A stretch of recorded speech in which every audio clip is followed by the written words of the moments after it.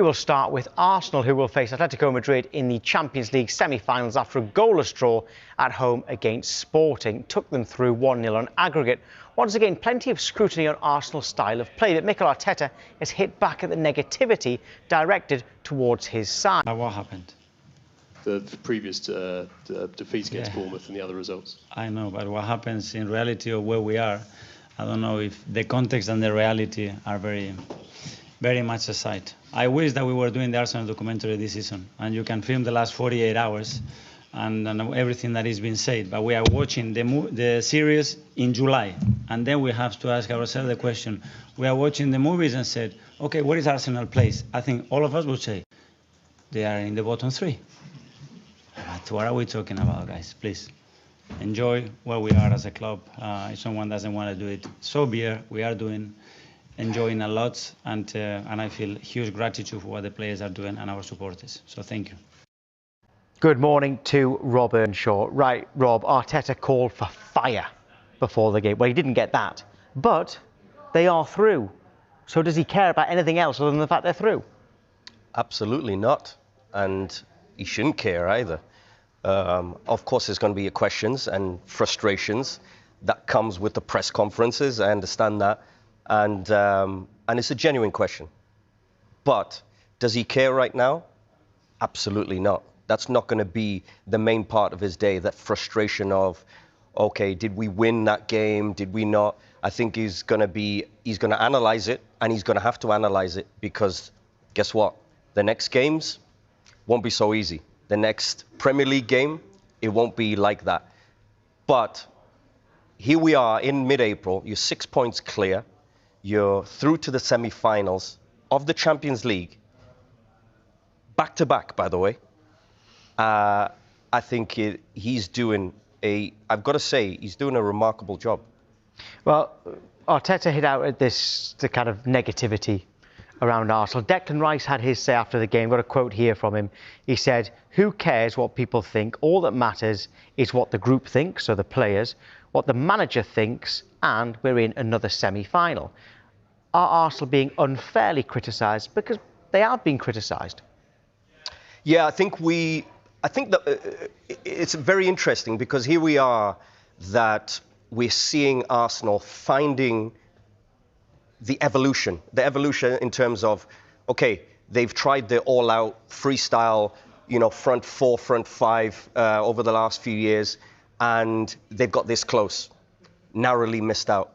And then Mikel Arteta's kind of looked at it, and he's seen, okay, where are our best attributes? Well, defensively, okay, let's be defensively the best, and defensively they're the best in the league. So he's found different ways to try and win the Premier League, and I think you've got to commend that. You've got to appreciate that, because we can't hear and just only think about Arsenal and only think of the Ian Wrights and the Anelkas and the Thierry Henrys and the Invincibles, and that's the only way that this Arsenal are going to win the Premier League, and that's the only style we want to see from them.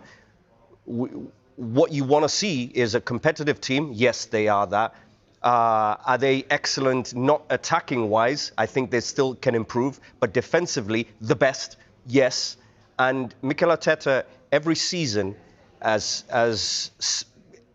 he's evolved his team. And it's just the next evolution of Arsenal. Here they are, they're trying to win the league. And if you look at the last few years, they were in this position 3 years ago. And when they lost 4-1 against Manchester City, lost the league. Well, you've got to find the next evolution. But I think the most amazing thing is they continue to keep competing. This is back-to-back semi-finals of the Champions League. So they're now absolutely one of the best in Europe. In the Premier League, they've got to go and now see it out. 6 points clear, mid-April. You've got to obviously compete against Manchester City. And now it's about winning the league. Of course, they have to try and win the league. Absolutely, they have to try and win the league. And this is their season for them. Because if you don't win it now, it's going to be very hard to win it going forward. But I think they have the best man to take them forward. And I think when you look at the Premier League... Manchester City have got the best man to take them forward, though. Oh, yeah, absolutely. Pep Guardiola is the best. So in terms of this title race... Oh, What absolutely. will Manchester City be thinking? And when you look at April especially, Manchester City will feel that this is for them now, because I think they'll have a real psychological advantage, but I think you always will take the points. Arsenal is 6 points clear, so you'd rather be in Arsenal's position, even though Manchester City will be the favourites, and yes, they've got Pep Guardiola, and normally in April, Manchester City are the ones that go and finish the season very, very strong. But that's what Arsenal have to do. They have to go and prove it this next month that they're now the new boys, that they can do it. And I think that's where we're waiting for that. But I've got to say that we have to also give compliments to this Arsenal team, because they're not free-flowing and super exciting attacking-wise always, but they've been the best team in the league. Not the most entertaining, I don't mean that. I just mean the most efficient. And when you kind of look at a team that can win the Premier League, well, every area, they tick a lot of boxes. Sky Sports are partnered with Finalysis to discover true fan opinion. To have your say on your club, download the Finalysis app now. Scan the QR code on your screen for more details. Nick Karamanlis joins us now, Arsenal fan. Right, Nick, it is job done, but did you want to see more? I mean, it's job done and it's great, but it felt a little bit different at the final whistle than it should have done. I'm so torn on this. I've been so positive and defended them the whole season, but I just can't help the way I feel. Now, don't know, hear me out here, because it feels like therapy for me now. What I saw yesterday was quite an average sporting team, in my opinion, anyway. I've seen a lot better bottom of the table Premier League teams come to the Emirates. And I know the highlights might show a little bit differently, but I don't feel like we really laid a glove on them. I wasn't actually that worried about Sporting scoring, funnily enough. And maybe you could argue that we didn't actually need to go out and blow them away and beat them. But the feeling in the ground was different last night. Now, there's always a lot of negative energy around Arsenal on social media, but when you're in the ground, it's always quite positive. And it started like that last night as well. You know, before the kick-off, it was one of the loudest atmospheres I've heard, similar to last year's quarter-final. And then the game kicked off, all good.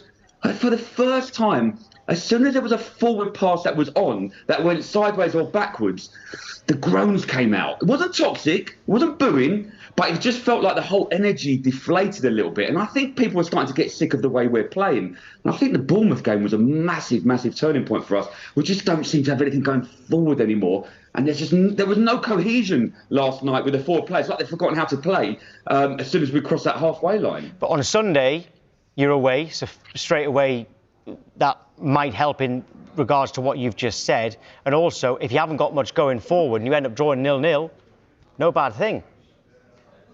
Yeah, I mean, listen, I'll take a 0-0 now, definitely. I'm worried. Because the thing is, you could argue that, I mean, City, with their attacking prowess, they probably will score, they should score. What happens then? You know? And the thing is, right, when you look at the front three for us that started recently, Gyökeres, Martinelli, Madueke, it's been kind of the front three lineup. What gives us the God-given right to think those three should be blowing teams out the park? Forget City. I can name a number of Premier League teams with a better starting three at the front than that. Eze last night was the only one that looking to make things happen, but he had no one to kind of bounce off. And what everyone is forgetting is we haven't had a fit and firing Odegaard and Saka. One is our captain, who seems to dictate the whole play, and the other one is our star boy that's responsible for a lot of goals. And a big chunk of creativity is lost there. And the one thing that's highlighted, I think, so far this season is the drop-off in quality with our squad. The signings probably haven't worked.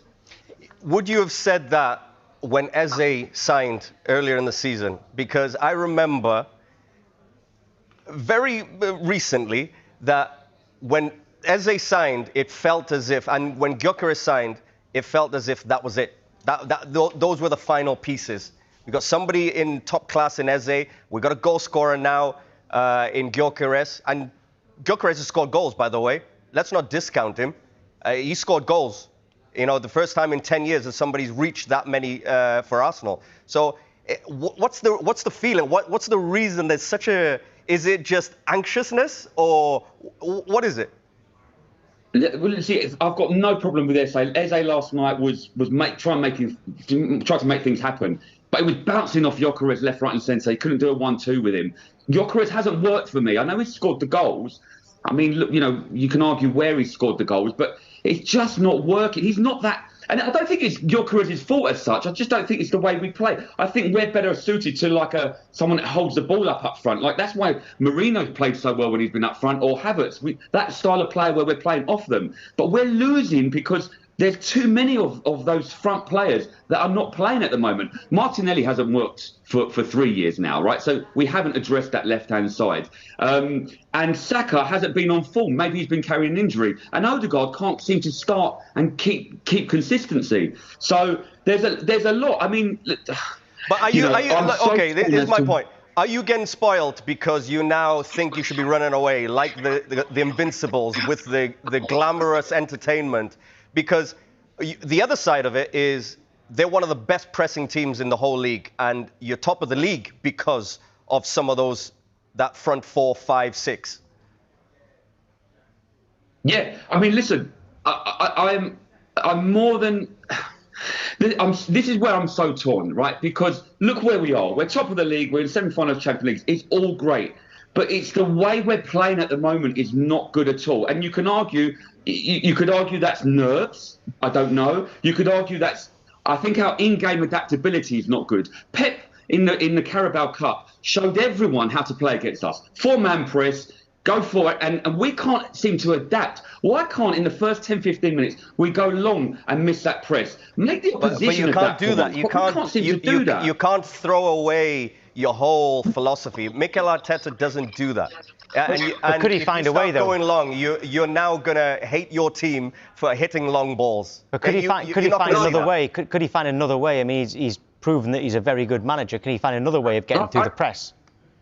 I don't exactly. I don't want us to just go long, but just mix it up a little bit. We started the season a little bit like that, and we just can't seem to do that. That Carabao Cup, it reminds me of, when Harry Kane was taking corners in the World Cup, and everyone knew what was wrong, and we could see what was wrong, and that's what Arsenal's like at the moment. We just can't seem to change. Bournemouth game was a prime example. I mean, Raya's foot was on the ball for so long, and we just seem to try and play a pass out of the back, which wasn't there. They've been rocked? Just go long.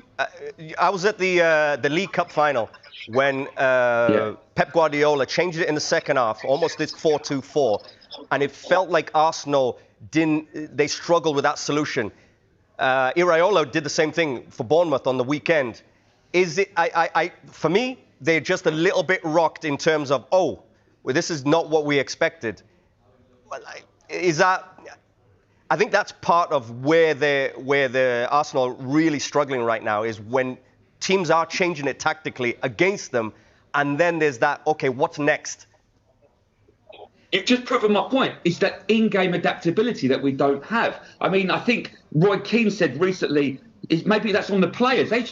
Sometimes you get a feeling for the game, you have to change the way you're playing. And then Ian White was saying, but Arteta won't let them do that. And I was sat behind Arteta last night, White constantly waving them, constantly telling them where to go. I mean, you're taught when you're coaching kids football not to overmanage them while they're in the game, but it seems to be very structured. And you could see Eze looking over all the time, and Trossard looking over and going, and he's having a go and go back. Maybe it's just too much, and we just can't adapt, and the players are getting nervous. I don't know. I don't know where to lay the blame. I think what you will find going forward are good enough. I think what you will find is, I think with the likes of Pep Guardiola, the likes of even Jurgen Klopp, and the likes of Mikel Arteta, I think there's so much detail there that the fans can't see, and the details of what he sees in the game, that for him, he's helping the players. Because it's spaces, right? It's spaces within it. So it can look sometimes that, he's coaching them too much. But actually, you've got a 12th player almost who sees things on the pitch higher than most of the players. And then he's telling them exactly where to go. Because that's why you're also top of the league. So you can't kind of discount that a little bit. No, I agree. I agree with that. Nick, it's okay. Listen, it's okay. Everything's going to be okay. You're 6 points clear. But see, this is the point, though. Mikel Arteta isn't very... You heard him, Nick, saying that the way people are talking is as though we're in the relegation zone, not in the semi-final of the Champions League and 6 points clear at the top of the Premier League. And Nick, this is actually the most negative I've heard you this season as well. So is that creeping in? This isn't just a media thing or a neutrals thing. It does seem like it's creeping into the fans. It is, you know.